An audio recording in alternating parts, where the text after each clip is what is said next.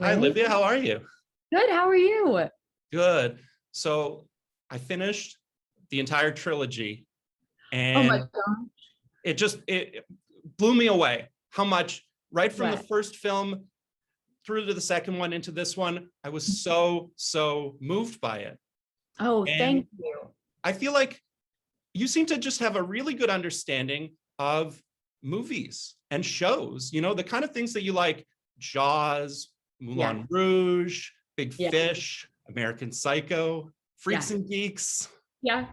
You just seem to have a really Jaws. You have a good handle on movies and television and the kind of projects where, you feel a little bit unsettled. They're Yeah. funny, they're scary, there's duality. So Yeah. do you think that maybe your understanding of movies has led you to star in this really amazing movie?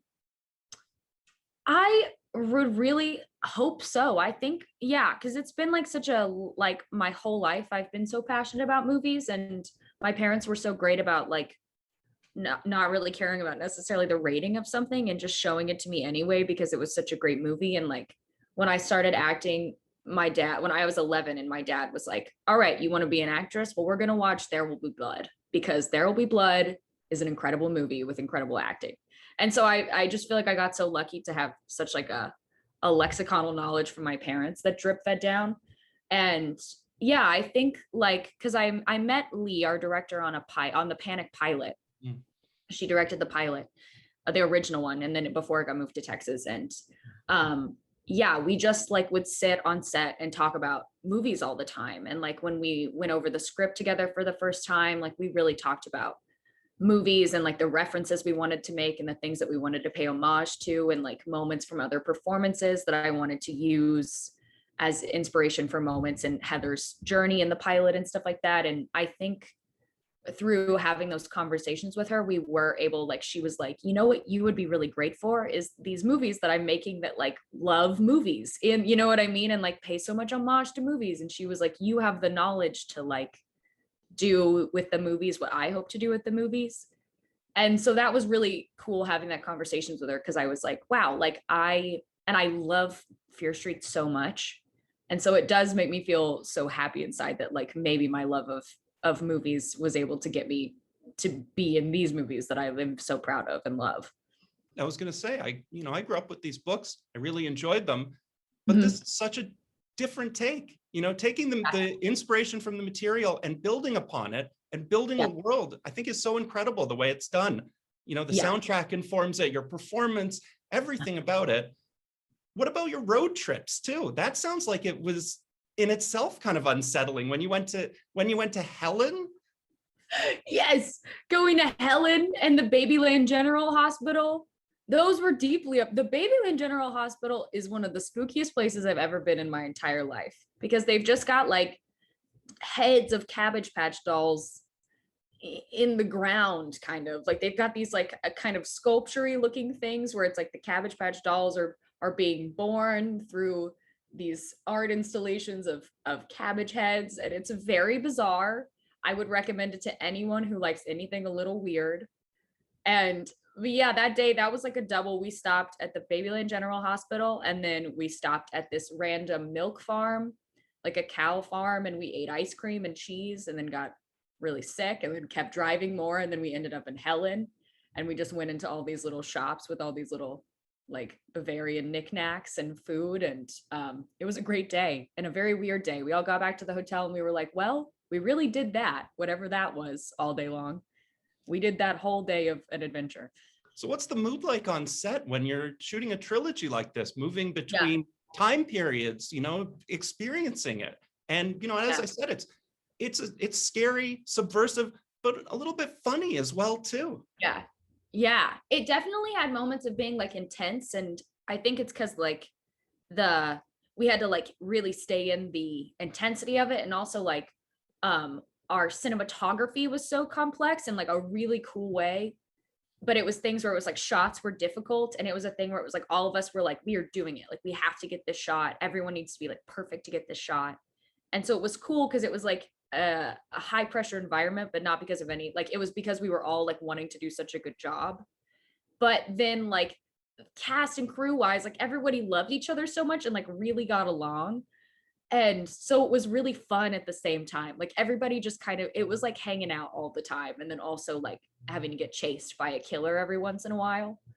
So it was like a really great energy on set, I feel like, because it was like really intense when it needed to be, but also everybody like really loved each other a lot. And there was never any like drama or disrespect ever, which was cool. So what has the response been like for you, just that people are really vibing to these projects? It's been really cool. I think like I never had anything with my name so attached to it come out.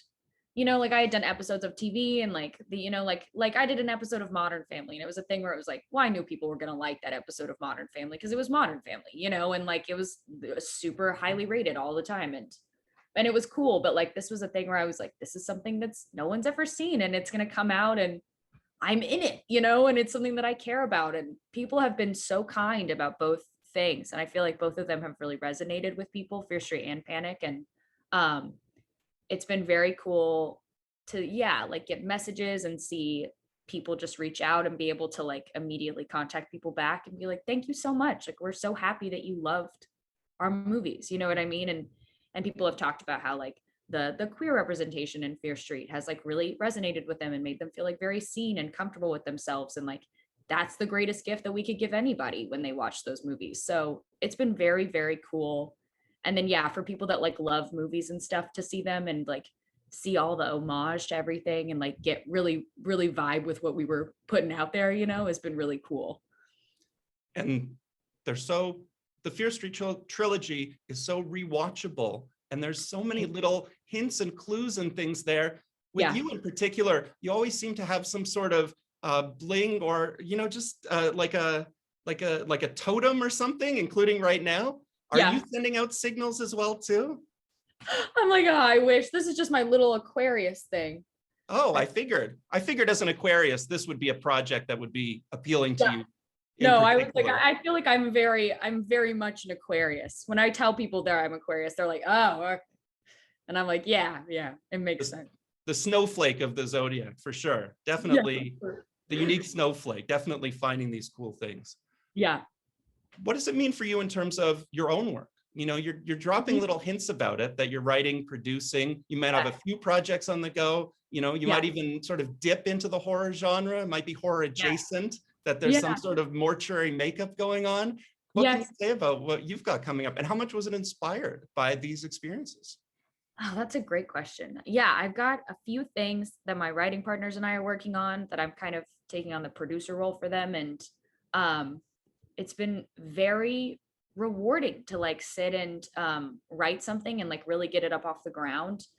And it's something that we all like really believe in, and it's very spooky. I know I was like, I don't want to spoil too much because it's very much a movie where my writing partners like worked on it and then they kind of pitched the idea to me and then we've subsequently like really fleshed it out and stuff. But when they pitched me the idea for the first time and they told me what happens in the movie, I was like, well, I did not see that coming. You know what I mean? So I'm like, I want everybody to have that feeling when they watch it, but it's definitely got very spooky elements and it's kind of like modern Tim Burton-y almost, I would say, in tone. And working on these movies has been so cool in that and like in informing that process because one, it's like Lee directed them and she's like this woman that directed this whole trilogy and wrote them and produced them. And we had like a lot of women make these movies. So to me, I was like working on that movie, I was like, oh, I could totally do this. You know what I mean? Like she is showing me that she's so capable of this and like is really crushing it. And it made me feel confident in my abilities to like go behind the scenes on projects and work in that way. And yeah, I think like working on such a crazy horror movie and seeing like the logistics of it and everything has really like informed how we're writing this movie and like the things that we know we can do and the things that we can like push even farther because that they're possible, you know. One of the other movies you highlight is The Shining. And in Panic, you just so happen to be working with the son of the star of the movie. What's that experience like? It's been really funny. I like didn't want to tell him for a little bit because we became like really good friends very quickly. And at first I didn't know that his dad was Jack. And then one day someone told me, I was like, oh, that's so funny. But then I have like a little 237 stick and poke tattoo that I've had for a long time. And he saw that one day and he's like, what's that mean? I was like, it's nothing. I was like, it's nothing. We don't have to talk about this. But then eventually I was like, I really love The Shining. Like, it's one of my favorite movies. Once we were like really deep into our friendship, I was like, it's one of my favorite movies.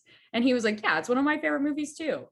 And he's great about, you know what I mean? Like, it's not, he never like talks about it. And he's very like unpretentious about his family. And he's just like a very wonderful person and very like chill and is not like the son of, you know what I mean? Like, he's definitely his own person.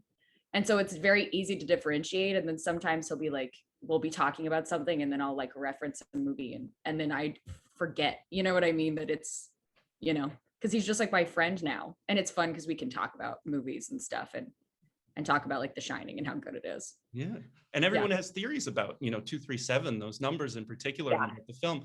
For the Fear Street trilogy, I feel like, I've only scraped the surface by watching them. I want to go back. I want to pick up everything. I want to see what I might have missed. What do you feel like is some of the, do you feel like you sort of send out some subtle clues when you're watching it? Do you feel like there's something for people to look out for? Yeah, I think you should. I think I'm very excited for people to go back and watch them all together because it's like such an experience to watch them all together, especially after you've watched them, because there's so much layered into the scripts. Like, it's everywhere. Like, there's even like the witch's mark that's in the second movie that just came out.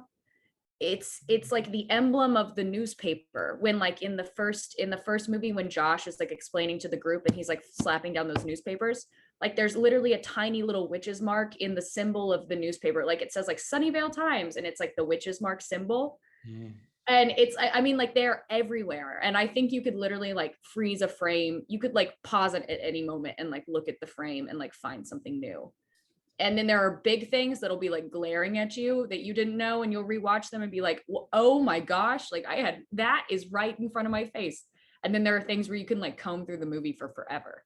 And then there are fun like parallels too. Like, in every movie, like a girl gets sacrificed by the hanging tree. You know what I mean? And it's like there are things that line up in each movie, and like sometimes the soundtrack lines up in each movie. And Lee did like an incredible job at making them like incredibly, you want to go back and watch for sure. What do you think of the significance that Lee, as a female director, creator, originally set to do Panic, but you had Rai Russo Young, and I believe all female directors for the entire season, or mainly. Yeah, we had 3 female directors. We had Rai and Megan and Ganja.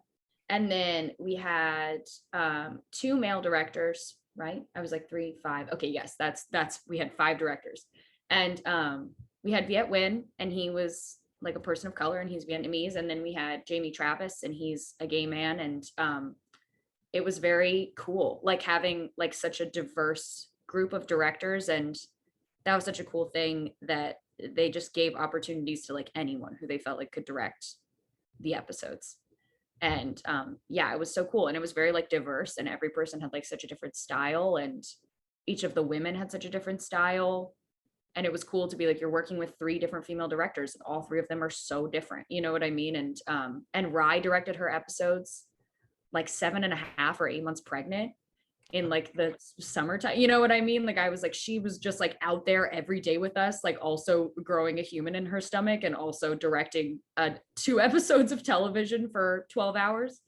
And it was really cool. It was really cool. So what are some of those moments in Fear Street that you feel like you lived them, you experienced? I mean, you're possessed by a demon for a majority of time. What does it feel like to see it, to watch it? What do you feel like are some of your moments on screen or in your other projects that you really feel like you've been in that, you've nailed it? Oh man, I feel like with Fear Street, the things that feel so close to all of us and feel like so much like we actually, because a lot of times like being possessed and stuff, like I would really get into it and write around and stuff, and then they'd be like, okay, cut, and then they'd be like, do you want lunch? You know what I mean? And I'd be like, yes, I'm very hungry from all the possession I did a second ago. But Fred Hechinger and I, who plays Simon, were talking the other day. He's one of my best friends in life. And we were talking about the other day that like filming those movies truly felt like we were a group of kids in this town. Like that part felt so authentic. And I think something that like we all really bought into, because it was like so cozy and safe and warm to be like, we are this group of friends. And we are like, we are so close. And it's like a thing where like we won't see each other for months, like the pandemic, like none of us saw each other during the pandemic, but we had like our shoot, like our gallery shoot for our photos of us standing against the street as the whole cast and stuff. And it was like immediately like we had never left set. And I think they'll always be like one of my closest groups of friends. And our time together was so special and so sweet and pure and like artistic and fulfilling that it felt really like we were them, like fighting evil and being close and bonding. And it was so special. So what does it feel like that, these projects, that there's that wait time, that it has to be the right moment. I feel like for you in particular, this is the moment, the stuff that you're doing, the stuff that I'm responding to, that so many people are responding to, it feels like it's contemporary. You're dipping back into the past. You're going, all of these movies are going to a time before you were probably even born. And yet it feels like they're very much right now. So how does that feel to kind of sit with that and to feel like that these projects are needed at this time? Yeah, it feels really cool. And I think that's something that didn't really hit any of us until we started doing press a few weeks ago. And someone kind of mentioned to us, they're like, this is maybe kind of like the beginning, y'all are at like kind of a turning point in cinema, and these movies are like the beginning of this turning point in cinema. And all of us were like, oh, well, wow, like it's incredible that people feel that way. And also was a thing too where we was like filming them felt so, there's something about filming them that felt really special, where we were like, we're really making a movie, you know what I mean? And like, we're really making this movie. And Fred always says like movie with a capital M, and those are like the good movies. And so like he would always be like, we're making a movie with a capital M. And we always kind of joked about that, but then seeing them come out and seeing them finished and seeing the trilogy all together, like it feels really like it's something that I hope sticks around, because we love them so much and we're so proud of them. And I think they have a lot to say. And it feels very cool to be in them. And also like I've acted since I was 11, and it was just like years and years of auditioning. And I was just always kind of being like, someday, like something will happen and I'll be really, because I've waited so long, and I hope the thing that I do get to do is something that I feel so proud of. And I do. And it feels truly like a timing thing in my life, and also in these movies, that this was the first thing that I really got to like do and be on set for a long time for, and like be so proud of, is these movies. So I want to ask you lastly, Olivia, and I've really enjoyed speaking with you. Thank you. Now that you're, that you have these projects for now, that you're going to be, writing and producing your own projects, what do you feel like sort of into the future? What are some of the things that you'd like to see happen, or perhaps change, or, that when the world is going to be ready for your stuff, and they will be, what are some of the things that you'd like at that time?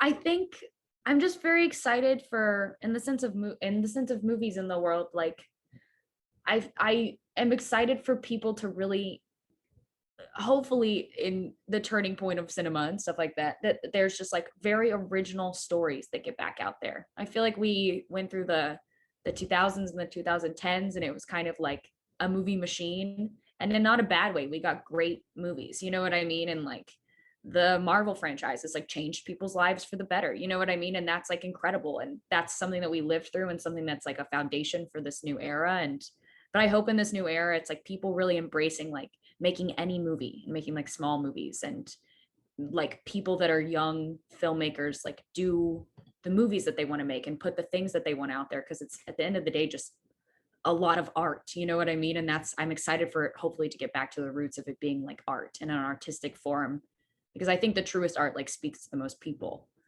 And so I think it'll be really cool to hopefully see more movies like that get made. For a movie like Shithouse, which probably costs like one day of a catering budget for a bigger movie. Yeah, it's so true. It must be really incredible to have that same sort of feeling and sort of DIY aesthetic as well too. Yeah, exactly. Yeah, that movie was super DIY, and it was just fun. It was just like people getting together to make a movie. And that's like the movies that I've been making with my writing partners, and it feels very homemade in a way that's exciting. Have you ever seen the Raiders documentary? I did, yeah. I love that documentary. And I was like, these kids remaking Raiders of the Lost Ark is what every movie should feel like, you know? Like, despite budget or special effects, or you know what I mean, add the actors in it, every movie should feel like these kids making Raiders of the Lost Ark, because they love it. They love it so much. And that's like what I think should count when you're making a movie. That's a great know? hint. Yeah. Thank you so much. Olivia, I just wanted to say what a pleasure it's been, and I really do appreciate it. And I'm really touched by you, the projects that you're making, your performances in them, and what you have to come. So thank you. Thank you so much. This was a wonderful interview. Thank you.